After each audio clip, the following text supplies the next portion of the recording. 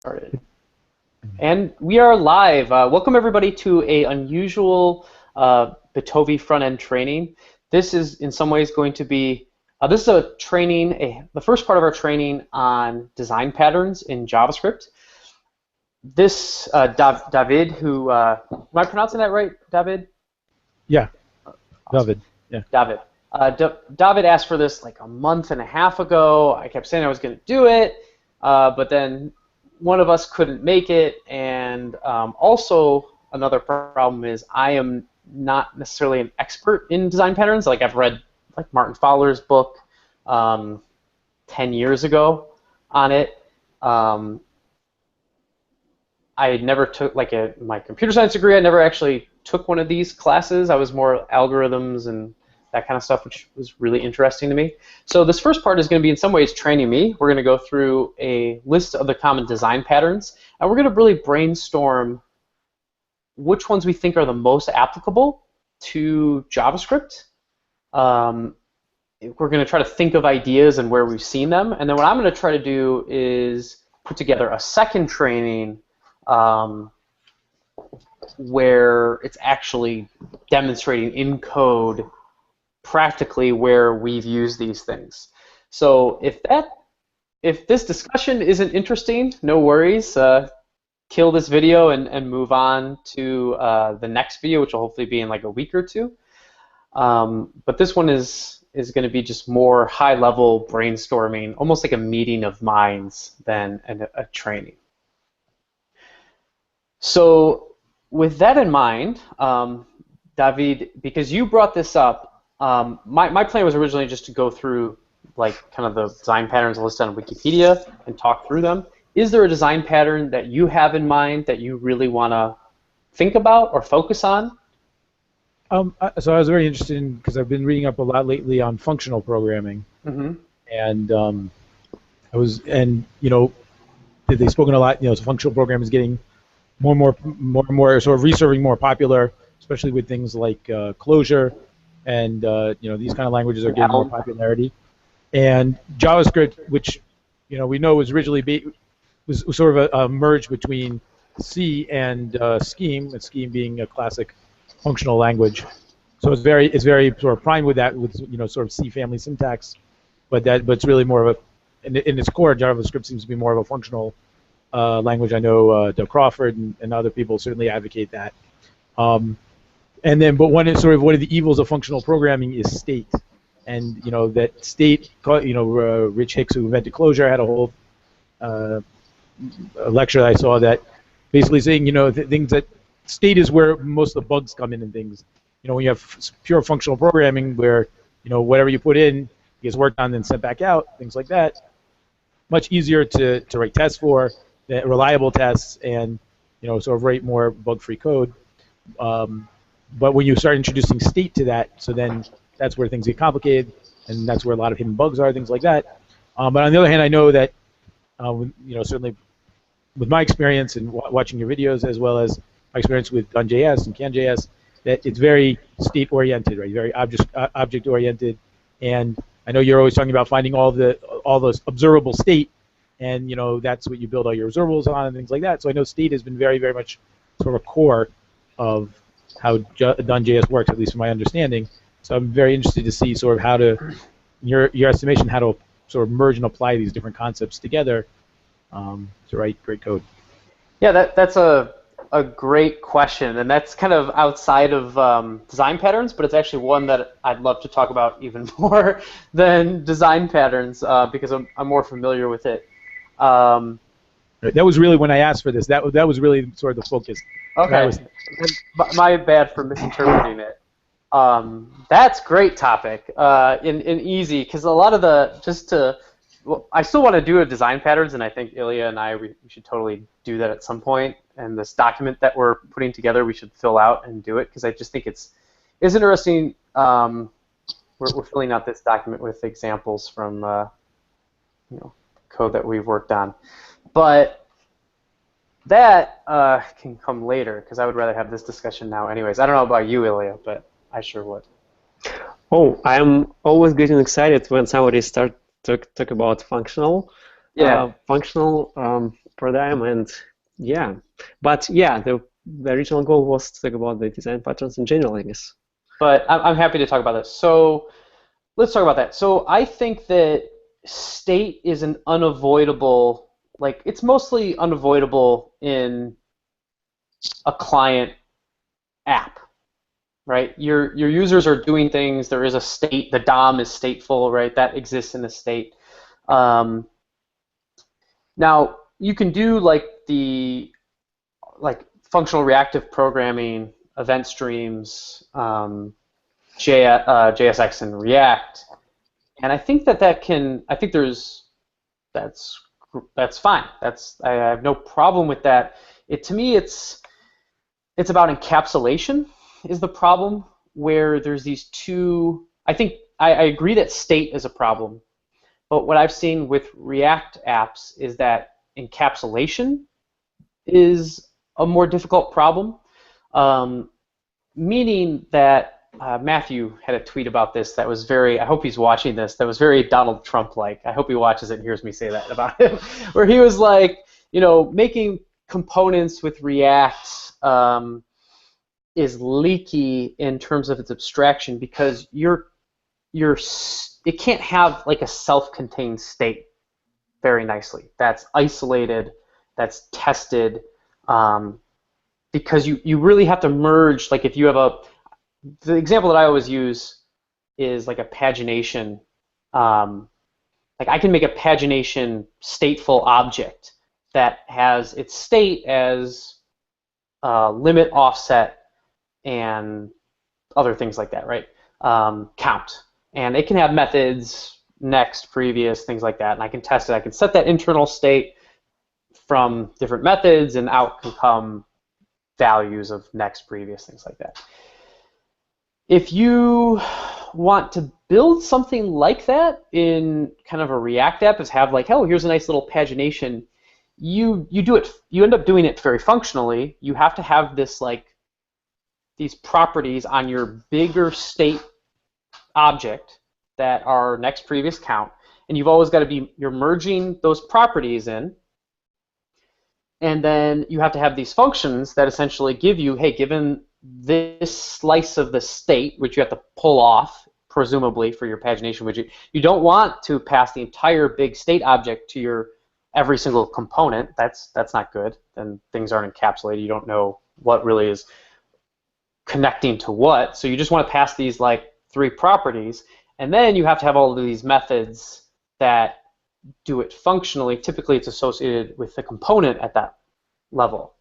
So the updating of state, and what I'm basically trying to say is like the updating of state and how state gets updated is kind of disconnected from the things that derive that state value, where to me it's all right. It's not terrible, but it's not as, to me, as object-oriented programming has a lot of nice benefits, where it's like, hey, there's this object that I can understand and has next, previous, those methods, and I can call next and previous on it to move it to the next page and previous page, and that changes. You can't have that like encapsulated bit of state very easily in a pure functional. You have to separate the updates from the deriving of values. I don't know. I see positives and negatives of that. What I want for at least CanJS is I want to have, like, you could in a CanJS application just have one big view model that everything kind of eventually calls methods on to change the state, and everything else flows downwards. But you can also encapsulate some piece of the state and have methods on it, and methods that change state.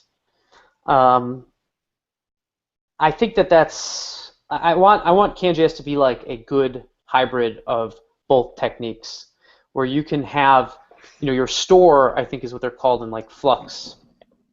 You kind of have your store of data, and then everything can be derived from it, or you can break that up into multiple pieces, and things can derive. And yeah, you've got to do some wiring when different parts need to kind of connect and kind of transmit state from one store of state to another store of state. But I want CanJS to be that merger of that. Is you can have steady stateful properties, and then you can easily kind of have functional programming that derives those values. The full name, the number of completed to-dos in your list of to-dos. That's what I think functional programming is really good for, is to say, like, I have this state, and that's really what React is anyways, for the most part. We're totally agreement, like I would say functional programming and how CanJS apps should be written, is you have these stateful properties, and you should have functions. Now, we'll put them on an object. They would just have them, potentially floating around space. But you have these functions that are non-stateful, like don't change the state, they just derive their value from it. I think we do that very good. React does that. The difference is, given a change, how does that change happen? And we would say, well, you can just call a method on that object and it will change its state. They would say you have to get that all the way up to like your one global store and change the value there. And you can create a whole new, it's not stateful, so you might just take the old object, copy it into a new one, and then everything drives down. That's really nice, that's elegant, but it's then a lot of extra work to get back up there, and then everything has to get up there to change that state. I don't know if what I'm saying makes sense, but I think now's a good time to pause. Any thoughts about that? Like, does that make sense? So when you talked about encapsulation, like separation and encapsulation, it makes sense. And I just wanted to just add on, like, when you talked about that, so state could be modified from inside your block, your component, in a way that you either like call a method on something that needs to be changed, or you search for the original object that's somewhere outside. That feels more like tight coupling to me. And there are patterns to avoid this, right? Like, I don't know, like event bus. Like, you can fire an event somewhere outside, like, hey. Well, that's what React does. Is you fire an event, and eventually that gets propagated up somewhere to the global store, and or to whatever is the most parent thing that shares all, like this one state, whatever is the most kind of parent that of all things that need this, and that will copy the state and essentially change the one value to a new state. I think that they do keep it decoupled. I think they keep it. What happens with the coupling that happens is really that, in my opinion, is that object that has all of the state, right? You're basically saying there's this one thing where all state needs to go to, or you can break it out, but it's a little weird. That's the biggest issue that I have. It's nice if you're you don't have that much state, right? If you can say, okay, well, sure, I can put my pagination objects in the store, like which page we're on, but then if the person's typing a message below that, or they've had to select some filters, now all of that stuff starts kind of getting into the same store, it tends to. And that's what I see as the problem. And I've even seen this in like React presentations, and I've asked, there's someone who is a really big Elm React person at Chicago JavaScript, and I've always been like, oh, what do you do once you want multiple of these stores, right? And you can't merge, you don't want to merge it in. What do you do? He's like, oh, you create multiple stores and you just have events that like cross-communicate between these stores. And I was like, oh, so basically you have an observable at that point. You have observer patterns that these stores become, and then they update each other, which is basically what CanJS is doing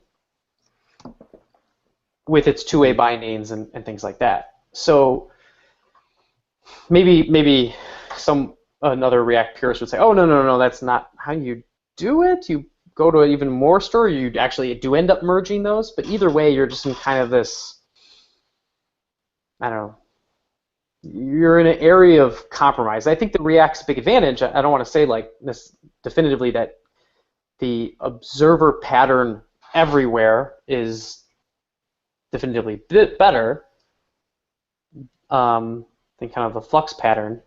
I think that is definitely arguably more reasonable. Like it's easy to set or to reason about. It's easy to set a breakpoint in that only one spot that actually state can be updated, and say, all right, let me see all state changes, and I can look up the call stack presumably and see kind of the event chain that led here. I think CanJS could be better at supporting very similar stuff when an observable changes to kind of let you trace through it, but that comes more naturally in a React application, or a functional application, I should say. So I don't know, David, if you have thoughts on this. I guess. Did you say yes? No, I said I guess. I'm trying to. Oh, I guess. I thought you said yes. I was like, all right. No. I was trying to formulate a question here. Because again, I'm also thinking very much in a CanJS sort of framework. I actually have never used React, so. So we just built a like an app for Levi's, which is CanJS observables plus React's template engine, which is kind of an interesting hybrid of approaches. Mm-hmm. So I guess when I'm curious, generally when you're building CanJS applications, and especially in components thing, so do you very much try and sort of limit the methods that are changing the properties of the state, and you try and keep most of the methods on the component to be more functional, and then sort of you can sort of isolate those state changes on a at least speaking on a component level, let's say. Yeah. So I mean, to me, it's all about. I think my favorite example of how Done.js can kind of tier state, and I don't know. Do you ever see the ATM example? Yes. Okay. So that I think is like a good example of, you have, yes, some set of you minify your state, so it's like, okay, what is the the only way, these are the kind of stateful properties, right? These are the if you're doing like a state diagram, these are interesting thing about web programming, at least, is that state diagrams you can never really draw out for the most part. Instead, it's all I forgot what they're called. They're like extended state properties, right? When you're doing web programming, like the example would be if you try to do a pop machine, and once you put in $1, then soda would come out. If you try to draw that out with a state machine where people only had pennies or something, you would have to have 100 states, and then each state would have like go back to the beginning if someone hit reset, or go to the next one if they put in another penny, and eventually you'd have 100 states, and then they get, right? You can never draw that out. You would never draw that out. Instead, what you have is an extended state variable, which is like how much has someone put in. That's the only way to like draw that. With web programming, your extended state variables are pretty much everything, right? There's the amount of the transaction, or that kind of value, and your state depends. Really, which state you're in kind of depends on the setting of those values, not the state you're in influences those values. It's kind of flipped, in my opinion. I think that example does a good job of showing how CanJS can deal with that, but when coming to kind of how that applies to what you were asking, in terms of, you do consolidate and have these certain methods that can change state. Now you can have multiple, like a paginate can have next page, or move next, or go to page num 5, but there's only one like offset property, right? Offset and limit. Those you try to consolidate as much as possible to realize what they are. Now you can have a whole host of methods that can go change those. Hopefully these are testable. And that's nice because you can have multiple pagination widgets can use this and call different methods that are most appropriate for them. And you can reuse that view model in multiple components. But it's those stateful properties that kind of create this independence. Is like, hey, you can have a page num virtual property in CanJS, but the real value where it gets its value is from limit and offset and count. And it's two. If those change, it changes, and if it changed, those change.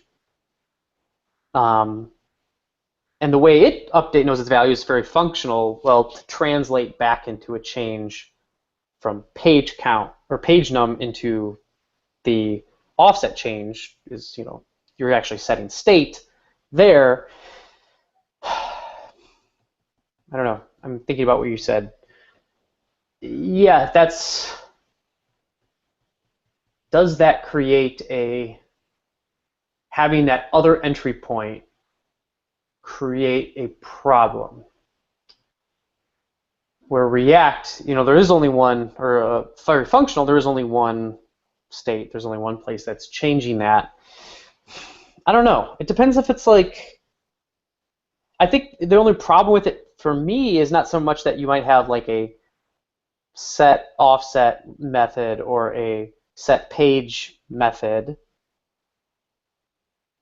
You might have to have those in, I would imagine you have some form of those in a functional program too. It's like, oh, the one component that's dealing with page would say, oh, the page changed. That page change event has to percolate up, and then something has to like be listening to that, convert that into the limit offset anyways to eventually update the state. The only difference again is really where this stuff is happening. And the advantage of the functional programming is it gives you one place where the final state can really happen. I imagine that there's a lot of like intermediate places, like, oh, the offset changed or the page count changed, and we need to get that eventually into the one state. There's like one place that really happens with CanJS because you can change properties independently of the entire state. Yeah, there might be a few different places where that limit or the offset is changed. I guess I do see that as that's definitely a weakness. How big of a weakness compared to the advantage of, well, you can distribute those same methods instead of all kind of being around this big object a little bit easier, and they're on the same thing that has the value, and you can pass it around a little bit easier. You have to. There's a trade-off there for sure.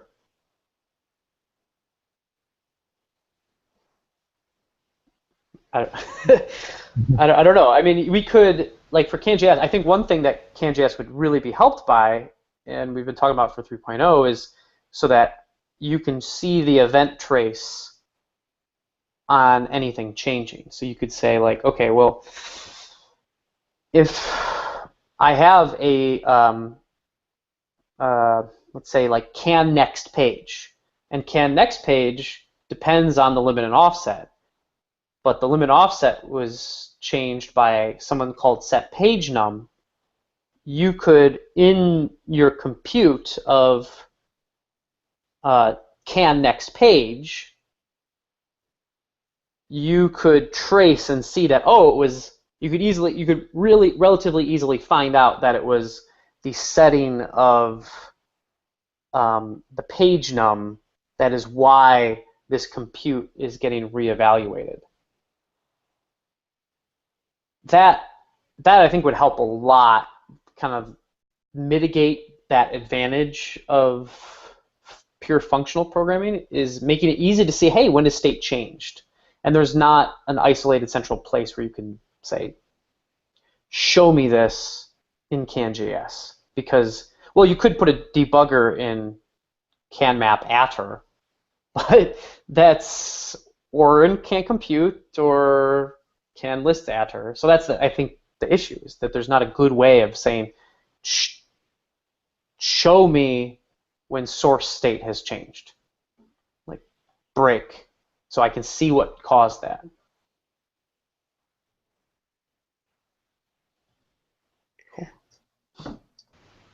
So I guess I know like one application I'm working on. So the way I've been doing it is, so I have the top level component, which is what gets it from the server, gets all the data from the server, and then it sort of breaks up and sends different parts of that document to different subcomponents, and each one is really in charge of that piece of the document and the state of that piece of document, and none of the other components are really messing with that. So, and then it just sort of bubbles up, and then it gets saved back as the full document. Just, but I guess let's say you're injecting data, you're injecting state into a component, right? So you've got some attribute on the component, and you're sending in whatever state it needs for that component to do its thing. So I guess do you have any thoughts or ideas or suggestions in terms of like limiting where that state would get modified? And sort of, I guess this maybe is more of a a design pattern question. I don't know, but sort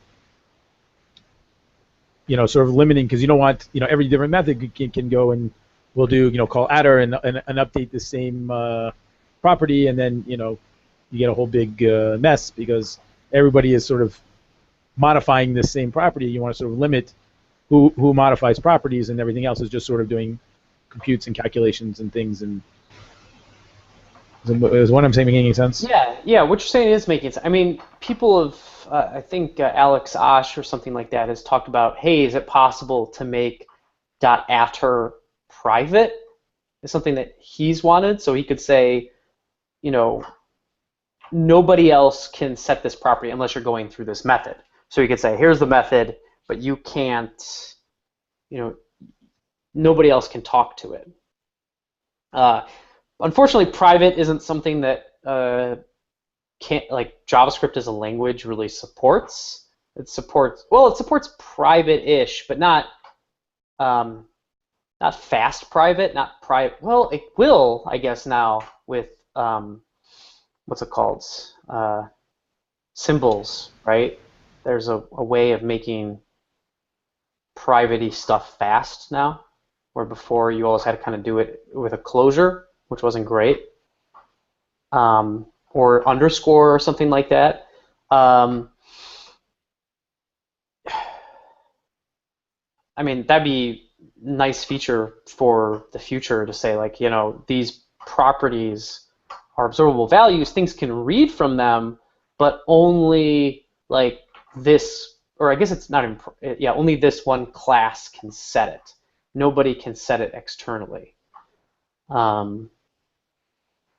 You could hack CanJS to do something similar, which I don't want to get in. I mean, you could overwrite .attr in a weird way, so it's like unless essentially that symbol was passed alongside,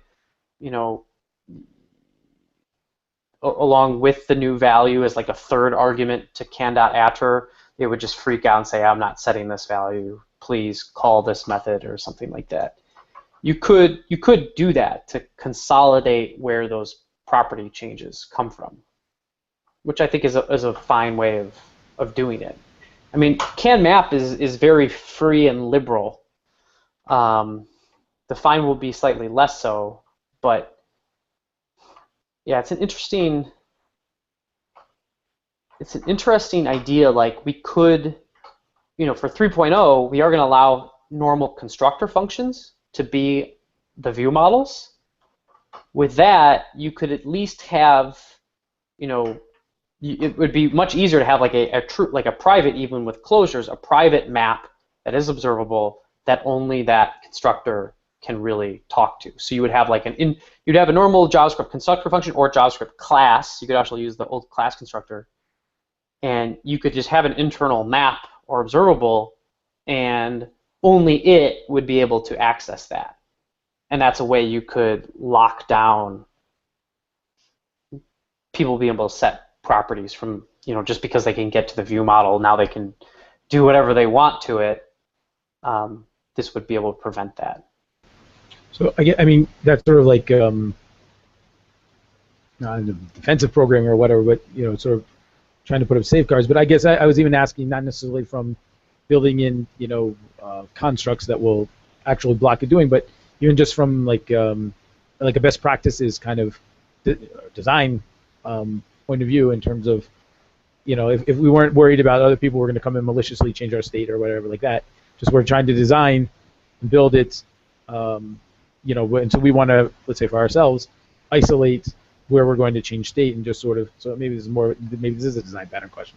I don't know, but I mean, if you're trying to isolate where and do the same kind of similar thing with, if you're trying to really isolate where state can change, then what you do is you kind of follow the flux. You have your one kind of big observable, and everything else really just gets passed values, and you use the 2.3 view model bindings to send events upward, and then those events are listened to and called methods, the right methods on your kind of global view model, right? And then low-level components, they get passed a value, and all they can really do is trigger events with whatever their new value is. And then it's up to the kind of central view model to listen to those and update its value correctly. And that's basically Flux's pattern. So I'm curious, in terms of using the 2.3 bindings, like, how do you mean by that? Because, I mean, if you're talking about two-way binding, then the lower level component already changed the state. Yeah, I mean, so let me kind of share what I mean. So, okay, so I have my main app component, and here I have some other component that's going to be like a date picker. Should probably do this in a JS, but I could maybe even make it work. But let me see if this is good enough to explain the concept here. So what I would do is, if I didn't want, I mean, yeah, like you were just saying, you could do two-way bindings and just say, okay, sure. Maybe the value of this date picker is the date. Okay, but you don't want to do that because you want my app to consolidate the state. So what you want to say is, okay, I'm going to pass this value, date picker. So now this is one way, so date goes into value. But when this changes, I don't want it. I want it to go through the consolidated kind of pathway that state is allowed to change. So what I'm going to say is on the view model value change. So when this changes or some other event, you could say, maybe there's a date updated event, something like that. Call on your app view model, update state, and maybe you could even say like, I don't know what you actually have access to the view model. You could say view model date. This would say, hey, okay, there's going to be an updated state event, and when there's going to be a date updated event that the date picker is producing, and you're going to call update state on the app with the date. Oh, this should be like value. Sorry, that's what it is. The value. That view model is the date picker view model? This is the date picker view model. Yep. So this way, your my app, its view model,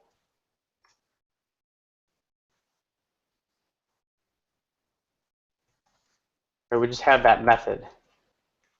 It could do whatever it wanted here and update its state accordingly. You could even do crazy stuff like, if you really wanted to be crazy, and you could just, I mean, this is basically setting up two-way bindings manually, which I don't suggest doing this, but just showing that it's possible. And in 3.0, so this is kind of kludgy. In 3.0, you can actually get the arguments of the event. We're going to make that possible. So in 3.0, you could do like, you know, date updated might have been dispatched with its kind of first argument is the event. The second argument might have been the date itself. So you'd be able to do like args2 or 1 actually. Index operator is probably coming as well. So you could do that. Or you could use the spread or whatever. That spread or it's spread before? I always forget. I think it's before. It's before, yeah. So you should be able to do, I don't know if this is not going to be, I don't think this is going to be supported as of the release, but unless someone really wants to add it. But that's the idea is this way you can wire it up so you have more fine-grained control over how the update happens. If that's something you want. That's what I was saying. Like the trade-off really versus like using a two-way binding is, yes, it's harder to know unless you set a debugger in CanMapAtter when this is happening and where it's coming from, right? When suddenly the date property of my app just changes. It's hard to see that versus this where it's a little bit easier. You still go in this case, you'd still go into view binding code, but presumably you'd actually, in your stack trace, actually stack trace if you're setting the debugger in CanMapAtter, you would see it too. But if you check your stack trace here, you would presumably see a date picker code.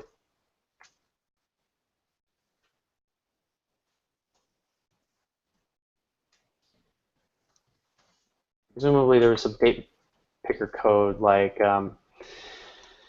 maybe this had an event handler itself from its internal template. Someone's clicked apply date or something like that, and there was like maybe there's apply date method, and that they called, and this did something like, you know, this updated its value and dispatched.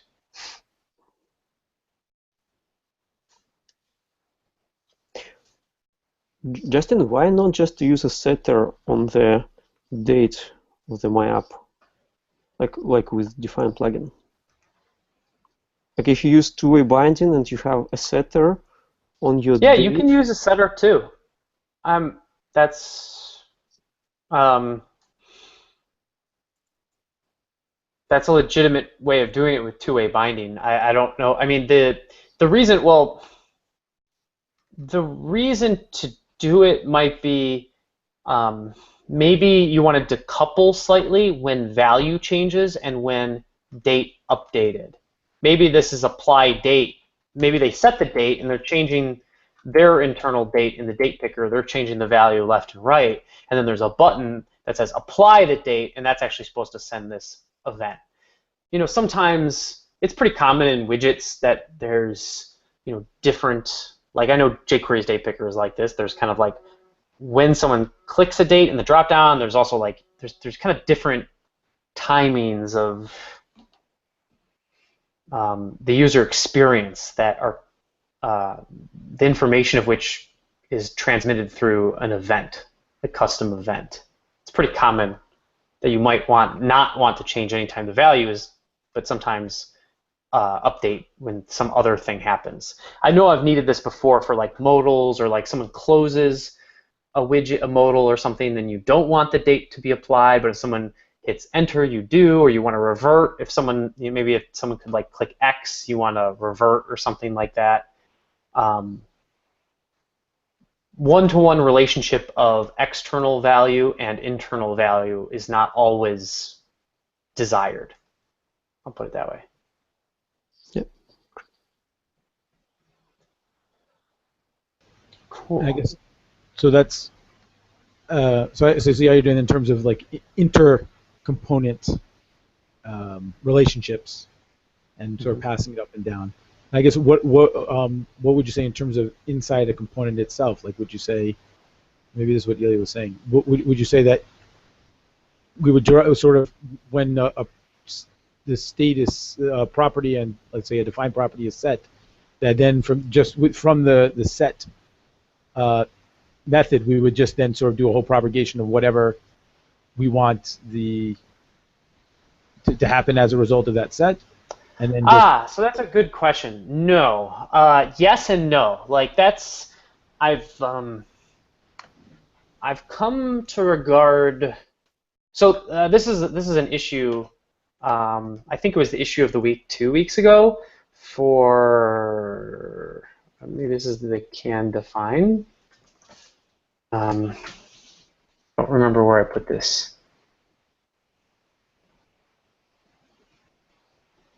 Okay, this one. So, okay, let me take a few steps back. No, I don't believe in side effectual setters anymore. I think that's what you're getting at, and I don't like that anymore. I do think that the reason for them, I mean, the make model year example in CanJS is basically that, right? And I was like, you know, promoted that. I think it's still a nice solution. It's very easy, but I think that there's better stuff now. So where is that? Define. Okay. So this make model years, right? Uses a setter on Ford or setter on the make to kind of reset all of these, and he uses them side effectually. So it's like when you set the make ID, remove the model ID.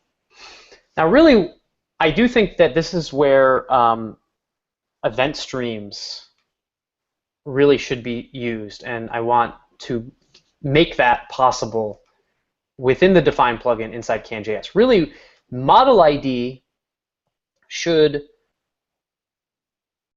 I should define model ID as kind of a self-contained thing, right? Model ID should not have a setter. It should derive its value from whatever the last model ID changes, or if there was essentially a make ID change, then model should be null. Right? This issue has another example, which I will explain, which I think explains it a little bit better. So this is, I saw this in Bitballs, which again, if anybody watching this uses CanJS or the Done.js, if you don't look at Bitballs and study its source code, you're doing yourself a disservice. It's pretty much as close to exactly how something I think should be written with that technology set as you can get. But while writing Bitballs, I found a place that I wasn't super happy with, and this is basically this drop down here, round and court, would always try to pick the first available rounds court. So because court all round one is filled up, it's going to say, it's going to initialize, it's the default value to start with for the next game to fill out is round 2, court 1. And then if we pick court 1 and go to court 2, right? So that way we can just kind of fill out the home team, away team, the YouTube URL, hit create, and then it'll go to the next one. And that way I can like quickly go through without having to change up here over and over and over again while I'm filling out a game. Now, I'm not going to try to get into this very much. Like, I don't want to go through the whole issue because I kind of went through this. I think you could check the video 2 weeks ago. But really, the selected round, which round is selected here, depends on what the user has selected, and it also depends on what courts are available here. Or sorry, if like essentially the round is filled up or not. So what I want to do is basically say, when games changes, essentially, if as a new court is added, it needs to change, or if the user selects a different round, it needs to change. And what I'd like to be able to do is say, hey, I'm going to define the selected value, that default selected value, as essentially an event stream value that listens to when a user selects a value, but if the game changes, the game's length changes, then it's going to be null if the game's length changes, and otherwise it's going to select the value that the user has selected. And I'm going to merge those two event streams and come out with the value for select value. So I don't know if this to me hopefully is what you're looking for. Like, I don't think that defined setters are a good way of having side effectual behavior. I do think event streams are a really good way of solving that. I would like to make this part of CAN.js. So when you do have those situations, you can definitively define. Oh, well, I wrote this wrong a little bit. Oh no, I didn't write. Sorry, I was saying the wrong thing. I'm defining user selected around. I'm also defining select value as a string, but I'm defining user selected around as the merger of this. I think should be round selected value here. I kind of wrote this wrong, but I basically want to define what value is selected, should be showing up there as what the user selected, or if the game's length changed, then it needs to be null. I don't know, I explained it all in here longer, but user select around its behavior, the big goal should all be defined inside this object. And it shouldn't be having little side effect changes based around things going on other places. And I want to make that manageable. Was that getting at what you were talking about? Maybe. Maybe. I guess what I was asking is, where inside a component, how would you, how, I don't know, what you would recommend in terms of isolating state changes inside a component. So, right, a component, I guess, gets its initial values, let's say either from a parent component or just the predefined default values. And I don't know, as it's doing its thing. So, right, theoretically, any method on the component could start manipulating the states. Yes. So, I guess just from a best practice maybe point of view, do you have any thoughts? That's isolating where that happens. So it's not like like 5 different methods all updating the same property, and then each one can basically end up crashing the other because it's getting its state changed. Does that make sense? Yes and no. I mean, the reason why I see to me that's more of like I see the desire for sure to do that. I think that's a problem that you're going to find with like any language or any, in React's components. There's no mechanism to say only these methods can call setAtter. At least I don't think there is. To me, it's more of like an organizational thing that. No, that's from an organizational point of view. Yeah, I think that. Yeah, I don't know. I think that I would. The only thing that I could think of to do, I've not experienced this problem myself, but if I was experiencing it, and people are like writing methods all the time, like, hey, you should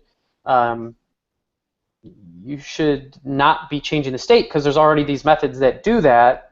I would probably say, you have your methods that change state and you have your methods that don't, right? So I would make sure that those are like just kind of best practices, like changes state as a block of your methods, and then other methods like read state.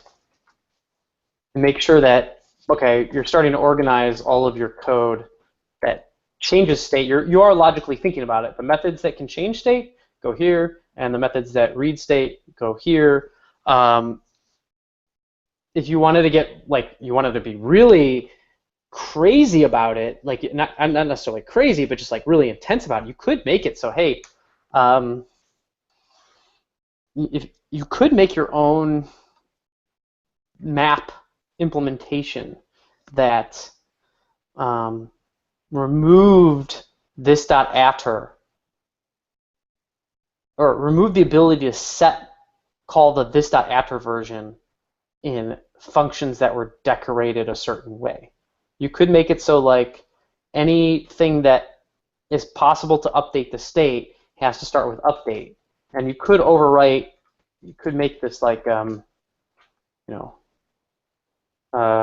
do you want to call it? Stator map. You could kind of see how can construct does something similar to add super. It kind of looks at the function, but you could look at the function name. You would have a setup method that would essentially replace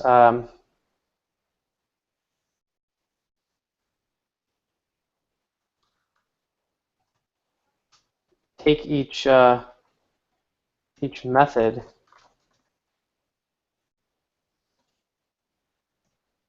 and just do something like if name starts with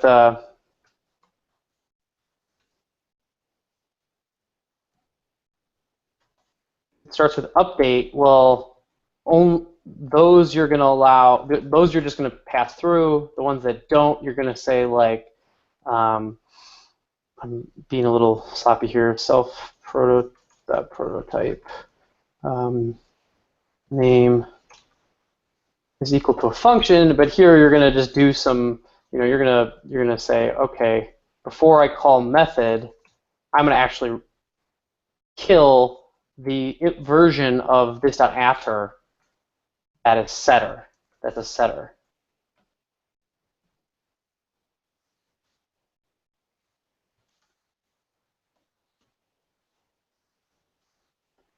Right? You could do something in here, and then you'd restore this.after to your old one. You could do something like this, and then your stator map. Your stator map would you would use that for your view models, and then this way, someone really had to like label clearly what things should be changing state, and presumably that could help kind of self-document your app. That could be an approach that might enforce, and it would throw warnings if anybody was trying to call the after where it was like. It would only allow calling with one argument that's a string, or no arguments to get all of the values on the view model, and it would only allow that. That'd be kind of coolish. Like some people might really like that. If I could change gears slightly. Mm-hmm. Yeah. This is David's ask whatever he wants question in the session. So I guess also I was wondering where you or if you use composition. So like other stuff. Composition seems like it's very good for writing libraries, but I haven't really got my head wrapped around when it's effective using in say application code, and especially if you're like on a component. So you just have the methods you want, and one method calls the other, like in terms as opposed to building composed methods and things like that. Yeah. So I mean, one place composition is proving to be super valuable is can connect, which is pretty much just complete composition. It's mixins, really based around mixins. In components, I don't know. I've not found composition to be often useful, but that doesn't mean I haven't done it. And the way that I've typically done it is, it's mostly just on the I'll have a bunch of methods like, speaking of design patterns or something, like you could have a design pattern that adds like that next page, previous page, whatever page. That's all based around as long as it's got a limit, an offset and count method. So I could have my paginate methods. And with JavaScript, it's relatively easy to make a bunch of methods.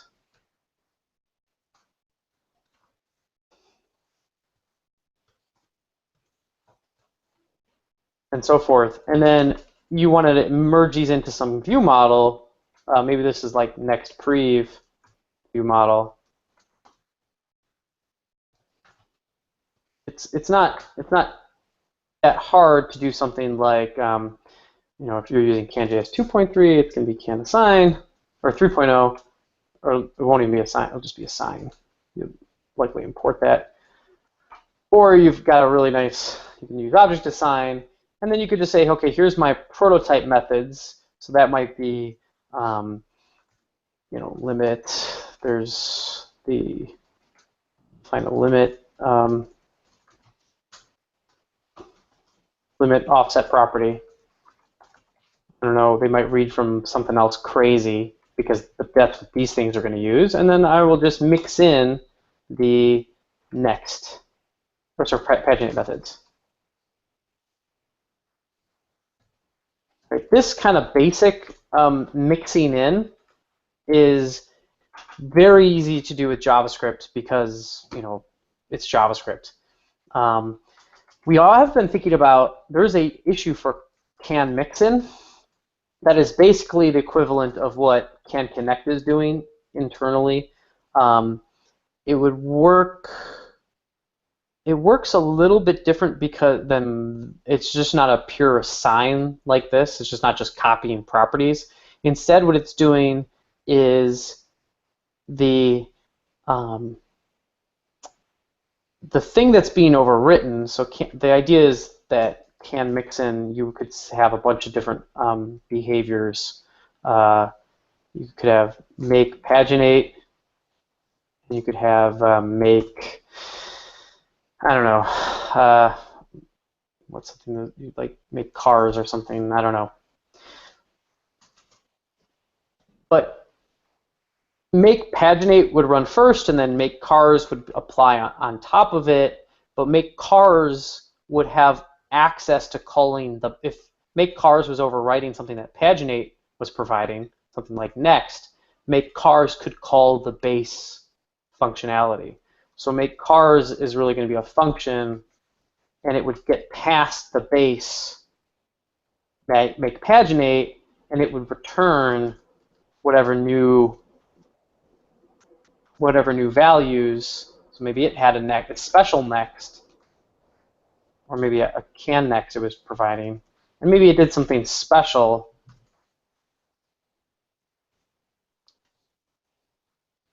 But otherwise, it could call the base if it wanted. So this is basically what can connect is doing. Is works very similar to, almost like pretty much identical to this. We thought about making that a formal can mixin, and can connect would just be one of the biggest users of it. In my experience, I've never needed this on the component levels and view model levels. I've been able to just use this those times that I've needed it, which tend to be not super common. Because you can also you don't have to do it mixin. You can also just make it so that, hey, well, sometimes it's nice if you want to provide an external API, but sometimes you can just say, like, well, I have this internal thing, and I'm just going to forward all those methods to that internal thing. It really depends on what you're trying to go for here. But I have had to do it. I've just done it this way.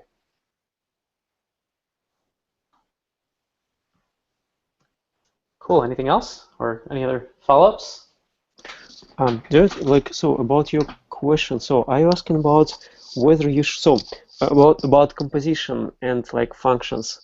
So are you asking about like whether should one create use composition to basically create something based on more atomic functionality? Mm-hmm. versus just create just a method and just calling those ones like one after another, like Yeah. is this? Yeah. Yeah. So just to comment on this, like if so, I'm for like yeah, I would vote for using composition because like if you can declare your function as a composition of like more atomic ones, Yeah. it means that like you can easier like you will test it anyway, right? Unit test it anyway. Like you can test your atomic functions separately, and if you use like some composition helpers to compose the behavior into a bigger function, this way you kind of like don't have to test it because you rely on your composition helpers. Oh yeah. No, I mean I do that kind of stuff all of the time. Can you give me an example of what you mean? But I do it all in non-DOM related, not client apps. So like if you look at like BitDocs, which is actually what I got here, the new document.js or how document.js is architected, right? Like it's total composition and there's chaining everywhere, which by the way are patterns, right? Like where's the chain one? No, I saw that one in here somewhere. I don't know. I think it's like chaining is the opposite of composition. But they're all. But it's you. You can chain if you have. I mean, in my, to me it seems like if you can chain, you can do composition, and if you can do composition, you can chain. Like you have these functional primitives that you can all assemble together, and you just pick your way. Right. So what are some examples that you use that for? It doesn't have to be DOM related. Yeah. So like document.js, right? Like that has, there's something. It's pretty simple underneath the hood, right? You process your stuff into and I do it with, it's all promise-based composition. So you call process. Actually, before that, you get all your files. So there's Finder, and then the result of that, you get your list of files. Basically, you get a file event emitter in document.js, and then with that, you get you use a processor that takes an event emitter, and this produces a documentation, what we call doc map, which is basically a big map, a big object with all of the other little objects inside of that, each represent kind of a comment of documentation. And then this runs a generator or multiple generators, maybe the HTML generator, and you pass it that, right? And this is exactly how, this is pretty much identical how it works, and I can easily test, the HTML generator given a doc map. I can easily test the processor given an event emitter, and I can verify that Finder given some options like, hey, you should search for all JS files. I can make sure that it actually gives me an event emitter that produces all JS files. And together, when the big documentation function really just looks like this, it's just combining all of these different parts into a whole. So, yeah. No, what were you going to say? Oh, so like I said, I use this all the time for, Can Connect is a lot, yes, it's using mix-ins, but a lot of the mix-ins are a very similar kind of assembly line process where you've given some values and you can eventually convert it into, this calls a function, which calls another function. Yes, this is very much chaining here, but it's, it's very functionally driven. Every function there's no state that's shared between any of these. Every function takes something, produces something else for a potential another function. Right. So I get the chaining. Just wondering, because composition seems to be supposed to, sort of having this chaining. It basically sort of molds it all into sort of one sort of like wrapper function. Yeah, and that's exactly what document.js is. Right. So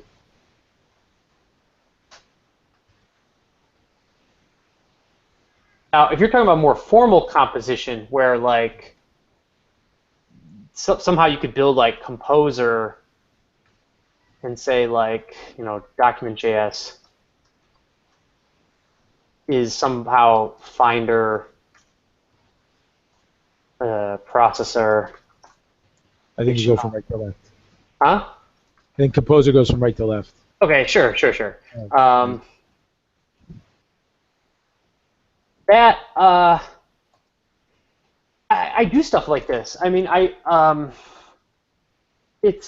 but I do it where, to me, I find that the client, the apps that I build, this might be for kind of some internal stuff or inside of a method, or a getter might do a lot of functional stuff inside of it, but architecturally, it's not, I don't know, I've not seen a big need for this for things out. I mean, I like Stash and stuff, like has all of these kind of crazy design patterns used to implement Stash. But Stash is a very different thing that I'm building than a date picker.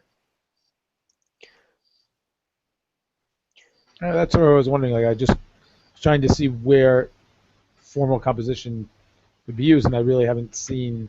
Can connect, I think, is really where it's. I'm thinking that's, yeah. So that's more like, I would almost call that like library code, as opposed to like, you know, application code, right? Well, Can Connect, you're combining all of these different behaviors into one. Like when you use Can Connect, if you're using Can Connect, not the Supermap plugin that kind of does it all for you, but if you're using normal Can Connect, it's, you know, you provide your list of your data URL, and then you compose a connection from a list of other things. And this is actually just a simplified way of writing. Okay, we're going to take data URL as the first one, the data URL behavior, and then there's the constructor behavior. And then you wrap that with like the fall through cache, or real time and fall through cache. Right. This kind of composition of behavior is what you're doing to build a connection. And I think that's a very applicable place. I think the thing is where those kind of behaviors are, where composition makes a lot of sense, is a place where you've got a lot of repeatable behaviors that you want to compose. I mean, that's sometimes the problem. It's like, if I'm building a date picker, am I going to build like the essence of a date picker so that someone else can use it and then mix it into their component? You generally don't do that, because, at least for me, that individual date picker is so much a one-off that another date picker isn't going to use the same functionality. I do think that pagination is kind of a counter-example to that, where I could see like, okay, I want to mix in pagination to this component, but the way that I've always done that is you just have a pagination, you have your outer view model, your component view model, and you just have your pagination controls tucked away nicely inside.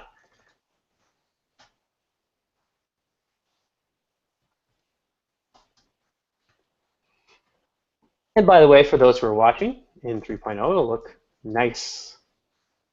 What you have to write is this.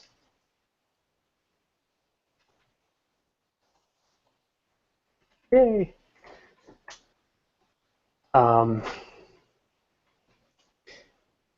But we'll still have map in 3.0, the old map. This is just a new map. So yeah, I'll just have like an internal paginate property that kind of, you know, is an instance of my pagination. To mix in paginate, sure, you can do it. I don't know. I guess I just haven't seen enough examples of where that kind of reuse is possible. Models, it's very likely because it's like, oh, a fall-through cache is the same fall-through cache for whatever type. You might have your type of data that you work on, but my fall-through cache can be abstracted to the type of data. It can work on it just fine. A widget, date picker, slider, those kind of things, do those need to be reused for a new slider? Is that something that people would even build that way, even if those things were all available, and that you could easily skin a new slider on top of some mixed-in behavior? And then what are you combining with your slider? It's rare that you're going to like mix a slider with. I mean, the mix-ins that I could see are more like that I would want are more things like that are more DOM-y on the DOM level, or things more like I want to add tabs, like keyboard awareness somehow. I want to mix that in, or internationalization. I want to mix that in. I don't know what that looks like on a view model component level to mix something like that in.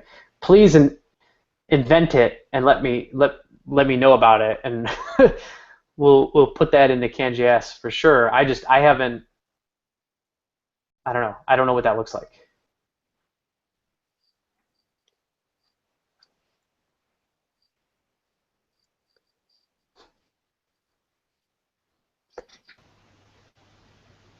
Cool. Any other thoughts? Back, yeah, I get back to like formal composition. Like if you look at your file, like line 17 and versus 24, so those two are exactly the same functionality, right? But the second one, where you use like a compose function, like a helper, to combine your like simple operations. So there are a couple of reasons why this is more preferable. One is it's simpler, right? So if you can compose your functions in this way, it means that you have to follow a particular contract, right? So that all of them, let's say, accept one argument and supposed to produce something that another will accept, right? Yeah, and they all have to be linear, sequential. Yeah. I guess like you can come up with like linear or non-linear. But in general, like you have to think about like your contracts. Then, if let's say like you have a use case where you chain those things, right? Let's say you want to log them and you want to see like what is the output from each one of them. In the first line 17 to 22, right? You would have to put your log inside every of the function definitions, right? Mm-hmm. In the second option, you can update your compose function, like compose helper, the way that after each item, it will just log it into like for you to review, something like. So it's a helper, like it's design pattern that technically helps in several ways. The result is exactly the same, but it might help you. Well, the result is the same here, but yeah, that's the issue, is that like it's all, can you fit it into this, right? Versus maybe I need to be doing, maybe once the finder is done, and actually it doesn't actually look like this. What it really looks like is this.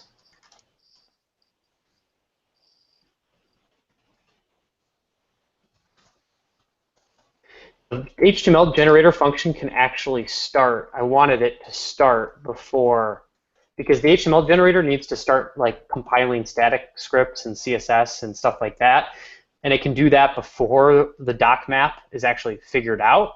It can't actually write out the HTML, but it can start preparing to write out the HTML. So it actually looks like this. It's not as, that's kind of that's the counter argument, is that yes, this stuff is awesome if you can fit your pattern to it, but sometimes you can't.